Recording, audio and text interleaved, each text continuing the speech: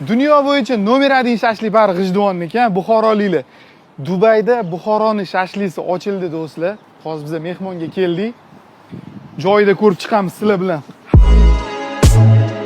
Ana shu restoranning ochilishining o'ziga ketgan summani eshitsanglar hayron qolasizlar, oxirida aytaman.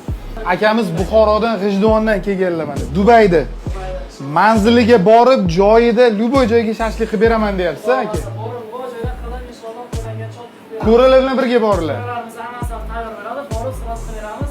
Videodan hidi borganda zo'r bo'lardi.